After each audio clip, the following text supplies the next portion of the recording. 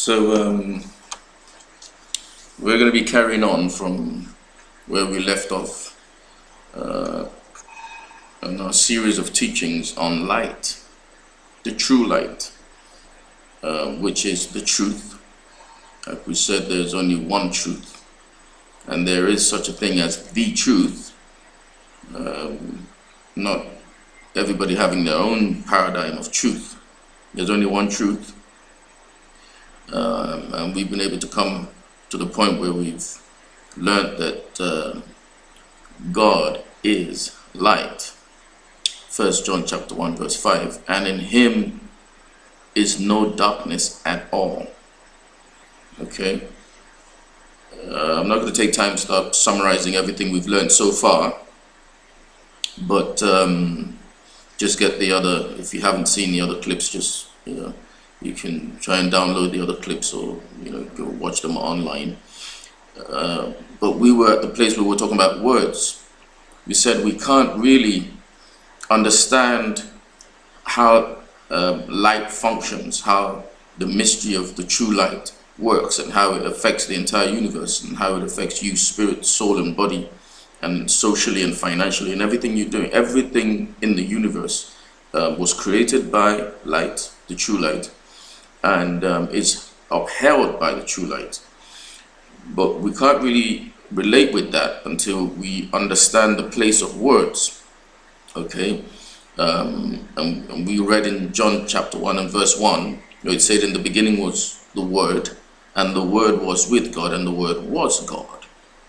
Okay, so God is light, 1 John 1:5, and God was at the beginning, and light created everything at the beginning. When he said, let there be light, he threw himself across the universe to create the right platform and environment on which any creative process or productive process can take place. Invention and creation and all of that could only take place when that light, the true light, is available. Then from there he created the lesser lights and all of that. Now he did that by words, with words. The Bible says that God said, he spoke. And when we talked about thoughts, that God wouldn't say or try to bring into being something that he hadn't already visualized in his thoughts. Because at the end of the Genesis chapter 1, at the end, it says, then God looked at everything he had created by his words, and he saw that it was good. So him seeing that it was good means that he was comparing it to what he wanted to create, what he had imagined to create, and he saw that he's got it. He's got the picture that he had is now manifest in the physical. Okay, so when we talk about words, we're talking about thoughts, because thoughts generate what we put into words. Okay, so words are expressions of thoughts. Words are expressions of thoughts, and we talked about the fact that when you hear words, you hear words, you don't see words. You see, you can't feel words, you can't hear them, you can't see them, you can only hear them, and and when you hear words, you see pictures. You see, so when like we gave an example, if I say cat, or if I say a tree or something like that, you see a picture of that. And then if I say a black cat, or a dog, or a black dog, then you see a picture of a black dog. If I say a white dog, you see a picture of a white dog. If I say a blue light bulb, you see a picture of a blue light bulb. If I just say light bulb, you most likely just see a white one, or plain one, a crystal clear colored one, or an amber colored one, whatever. But we receive words with pictures. These words paint pictures, and these pictures are thoughts. It's activating thoughts in our minds, and when these thoughts are activated, they paint a picture of what we would like to bring out into the physical. So we communicate in pictures. Okay, if you look at the ancient Hebrew writings and Egyptian writings and all that, they were more or less pictures. They used to, well, Egyptian writing more, and some other ancient historic writings, they were more of pictures. You see, and then we read in Isaiah chapter 8 and verse 20 that we have dark words. We have words that come from the dark side. We have words that have no light in them. So the words of God, who is light, obviously are carrying the light, are carrying his nature. The light is put into words and brought into this three-dimensional world. That's the way it comes in here. The only way, it's like the conveyor belt between the light, the world of the light, the true light, the unseen realm, where the true light is, that's where God is, and this realm, the physical realm that we are. The word is what conveys content from there to here and brings it into physical manifestation. That's just the way the system is built. It's just the way it is. It's like I said earlier, humankind, we discovered gravity. Not that we created gravity, but we saw that there's a law called the law of gravity. So we're learning how to use it. And then we're able to come up with laws of aerodynamics and laws of lift and all kinds of laws to be able to counter gravity or work hand in hand with gravity to achieve certain aims or produce certain products that could improve our standard of living on the earth. So we don't create these laws, we discover them and then learn how to use them skillfully, and we're able to bring out or invent stuff the more we understand these laws. These laws, just the way it is, it's just the way it was designed. We came to meet them that way. So all science can do is to study them. Science can't create none of these laws. They can only try to study and understand them and make use of them. You see? So any science beyond trying to understand it so we can make use of it is going into the religion of science, where you try to start to postulate stuff and try to claim stuff, But if you're a scientist and you're studying God's creation, try to understand it and then see how you can apply these laws to make life easier and better for humankind, then you really get far in science.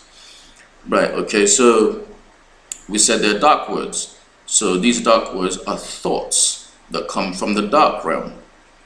And these thoughts, we release them in words, or these thoughts paint pictures which we can release as words. And they will eventually manifest in our physical life if we know how to get it to manifest.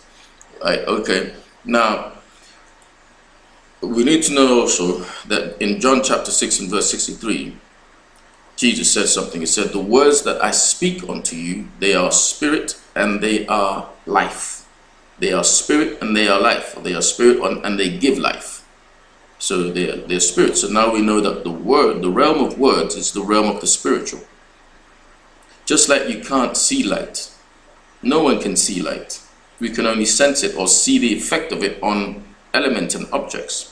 The reflection of it or the effect of it on bouncing off of different gaseous elements or physical material elements and all that kind of stuff. So no one can see light. Even the sunlight that you think you're seeing, you're not seeing sunlight.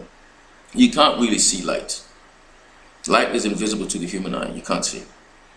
So the light bulb, the light that you see from the filament is just a reflection of light, the effect that light has on these filaments of your light bulb. So whatever color it reflects, that's what you see. So light cannot be seen, okay? It can only be known. Okay, get that? Light cannot be seen, light can only be known. You know light. You don't see light, you just know light. Okay, you know it, you can see its effects on things, but light is known. I'll explain that a bit later so you can understand that fully. Light and knowledge, they work together. It's all about knowledge. Light can't be seen, you can't handle it, but you can know it. Now, we said there's light from the true light, and there's light coming. There's darkness. There's thoughts, from the true light, and there's thoughts from darkness, and all these kinds of thoughts can be put into words. But Jesus is saying here in John 6:63 that the words that I speak unto you, they are spirit and they are life. So we start to understand that words are spirit. And the same Bible says that God is spirit.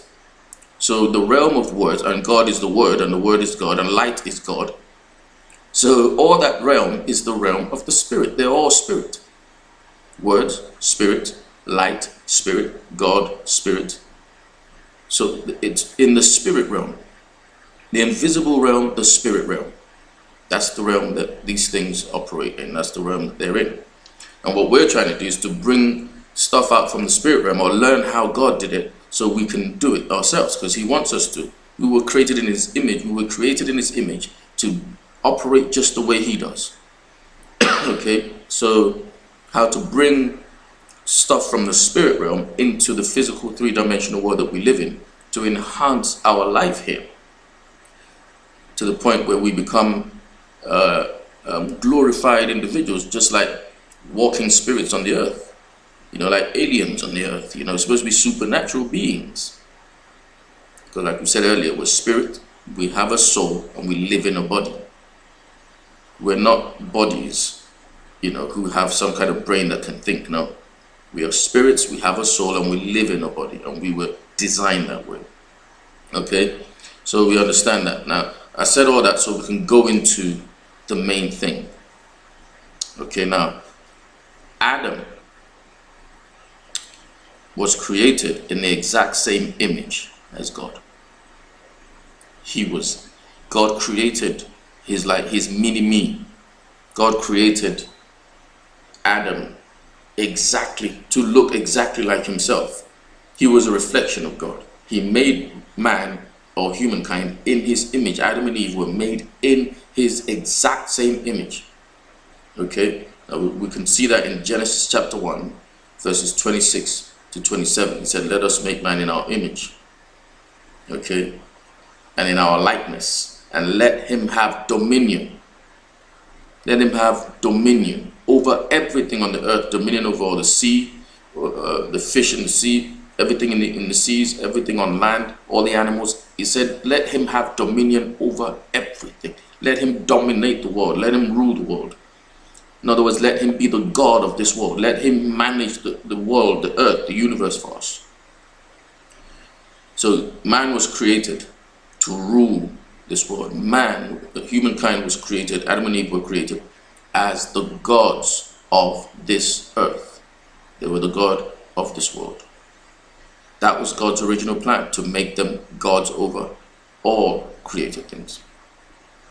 So they can manage these things. Just the way he created the sun from a lesser light, a slower light than the true light from which he created everything, you know, which is who he is. He is the true light. God is that light, and from there he brought forth lesser lights for the purpose of creation. Now, the sun and man and humankind have similar roles. Some people would tell you that the sun is the bedrock of life, but so also is humans, the humankind. In fact, we are the bedrock of life. We have power and dominion over even the sun, you see. So, but we will make that connection. We'll make that connection so you'll understand that a lot better, because most people can easily see the effect of the sun on the plants, helping them to grow, and then photosynthesis takes place and all of that. So we have vegetation, we have food to eat, the animals have food to eat, we get the energy, and you know, it kind of recycle itself and all of that. So but what we're going to help you understand is the place of man in all of this, humankind in all of this, mankind or humankind. We'll help you understand how we were created to rule everything, including the sun. We're supposed to bring everything under our domain. We were created as the king over the entire universe on God's behalf, because we were made in his exact same image, given the same creative power. And all he needs to do, God wants to do, is to teach us how he created everything so that we can begin to function in that same way. Okay? Now, if you read in Genesis chapter 2 and verse 7, you'll see how God created man. The Bible says he took the dust from the humankind, took from the dust of the earth and molded it like clay, molded it into a shape, the shape that we have. And then he breathed the breath of life into it.